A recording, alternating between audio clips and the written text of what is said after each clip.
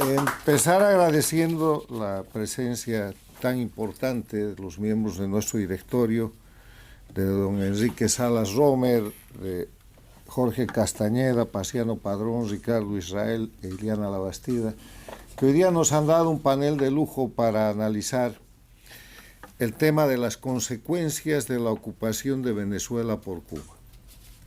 Como el doctor Salas Romer ha empezado un análisis global, me permito una digresión respecto al tema específico.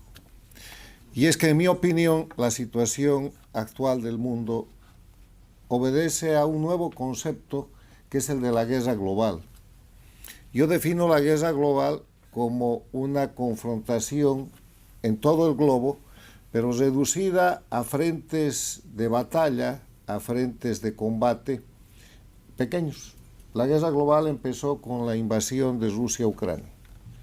Ahí está el frente de batalla. Ahí combaten rusos, ucranianos, mercenarios cubanos y ahora irá tropa norcoreana. Pero desde el momento de esa invasión nadie fue neutral. Nadie fue imparcial. La neutralidad tiene dos elementos, la no participación y la imparcialidad.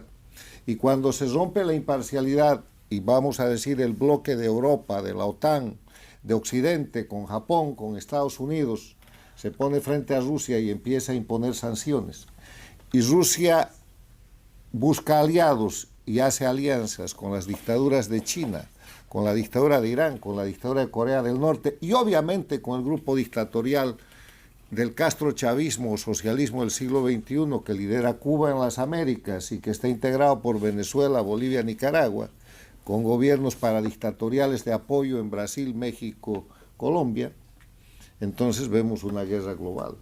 Esa guerra global se expande en su frente, en sus frentes de combate cuando se produce el ataque terrorista contra Israel y tenemos un segundo frente. No va a ser esta una guerra mundial porque no hay los bloques, ni va a ser tampoco una guerra fría, porque en la guerra fría había un mando en el capitalismo, que era Estados Unidos, y un mando en el comunismo, que era la Unión de Repúblicas Socialistas Soviéticas, la URSS. Hoy día es imposible que Rusia se subordine a China, que China se subordine a Rusia o que ninguno de los dos se subordine a Irán.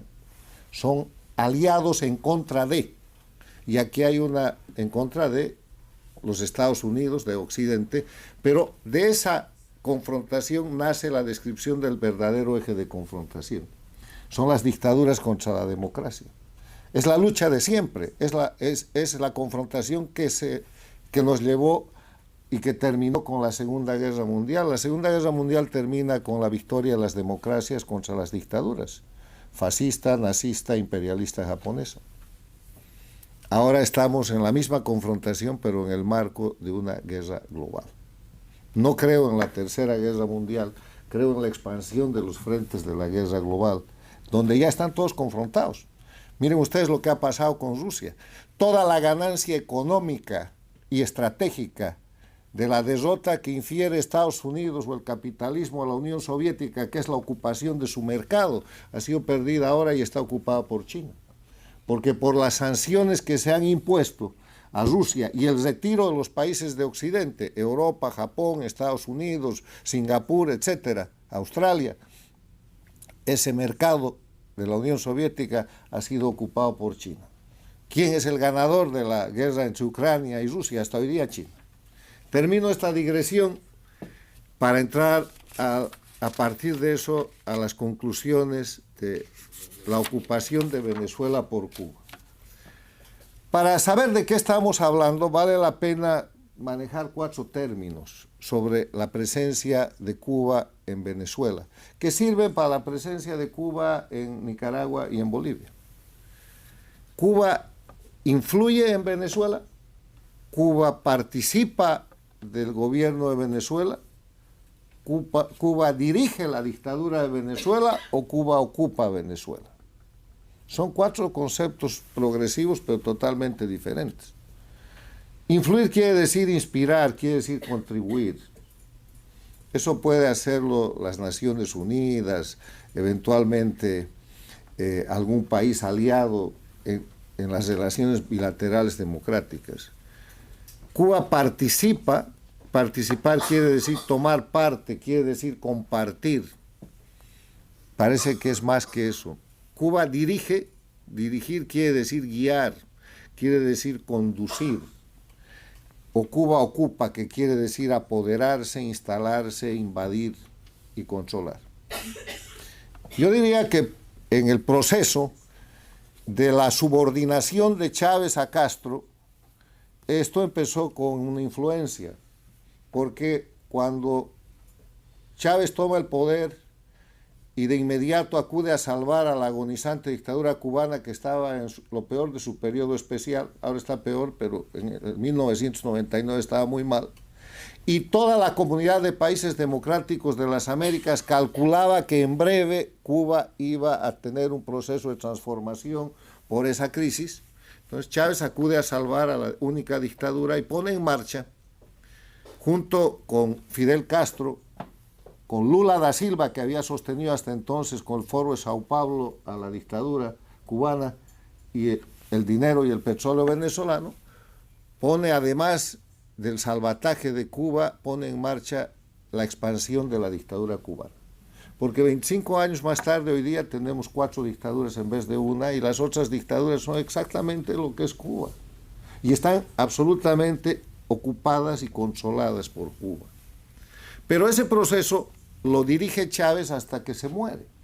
Y aquí es donde entra el libro del doctor Salas Romer, cuando en este libro, al que dice que contribuyo para las ventas, y ahora le vamos a hacer un aporte más, que se llama El futuro tiene su historia, Enrique Salas Romer, en el capítulo que llama Se completa la invasión, él no numera los capítulos, pero les pone títulos, en la página 283 y siguientes, presenta un audio entre el embajador de Cuba en Venezuela, Germán Sánchez Otero, y Raúl Castro, el dictador, en el que, comillas, discuten qué hacer con Chávez. Transcripción: tenemos que ver si es conveniente seguir con Chávez al frente o tenemos que hacer un ligero cambio y buscamos una persona más cercana, más afín con la revolución cubana. Y agregan, respecto a Chávez en esa misma discusión, comillas, él tiene ideas parecidas a las nuestras, pero no son las mismas. Él, Chávez, se cree la reencarnación de Simón Bolívar y nosotros tenemos nuestra propia revolución. No puede haber 2 líderes. En ese momento no había 2 líderes, el jefe era Chávez y Fidel Castro estaba convertido en su segundón. Pero para que Fidel Castro y el castrismo tomen el mando y el control absoluto de Venezuela, se produce la muerte de Chávez. La pregunta es, ¿la dictadura de Cuba mató a Chávez? En todo caso, fue la beneficiada, ¿no? La historia y los estudios tan serios como los que el doctor Salas Romer ha hecho, aclararán esto con el tiempo. Pero hay otro dato. La sucesión de Chávez es totalmente operada por la dictadura cubana, que ese es el principio para pasar de la influencia de la participación o de la dirigencia del gobierno o la dictadura venezolana por parte de Cuba a la ocupación. Y es que Cuba decide instalar el castrismo venezolano de la mano de Maduro, derrotando el chavismo venezolano que era representado por Diosdado Cabello. Esos son los hechos de la historia. Y la historia nos muestra que en Venezuela se produce un proceso de influencia cubana, de participación cubana, de dirigencia de Cuba sobre el sistema y sobre el patrimonio y sobre la soberanía venezolana, y que hoy día Venezuela está ocupada.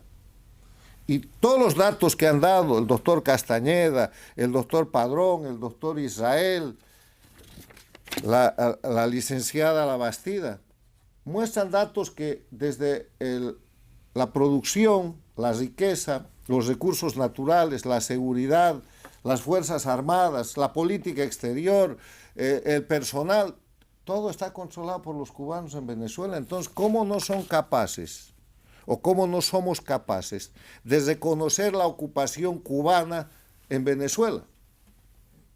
¿Saben por qué no somos capaces? Porque la narrativa de Cuba ha establecido un mecanismo para hacer aparecer a Venezuela como un régimen cuasi independiente para que, en materia, si esto fuera ajedrez, la agresión de Cuba contra Venezuela, la ocupación de Cuba contra Venezuela y las dictaduras y las democracias de las Américas hace aparecer a Cuba que ataquen al peón, y el peón en este caso es Maduro, el peón es el dictador en Bolivia, el peón es el dictador en Venezuela, y no se ocupen e ignoren al rey, que es la dictadura cubana que está jugando las fichas.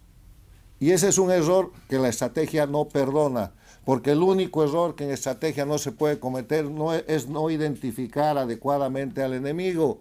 Y en Venezuela el títere es Maduro y Cuba es el régimen que ocupa ese país. Por eso, y las conclusiones son estas: primero, que Cuba ocupa a Venezuela; segundo, que no hay posibilidades de recuperar la democracia en Venezuela si no es con la participación de Cuba, y no estoy diciendo que hay que sentarlo en una mesa de negociación, posiblemente sí, hay que señalarlo, hay que sindicar a la dictadura de Cuba para que deje de ser impune. Está en un régimen de absoluta ocupación que incluye avispas negras, represión, tortura, matanzas, repetición de lo que han hecho y hacen 65 años en Cuba, en Venezuela, y nadie habla de Cuba. Entonces hay que identificarla, hay que sindicarla y hay que evitar que sea impune.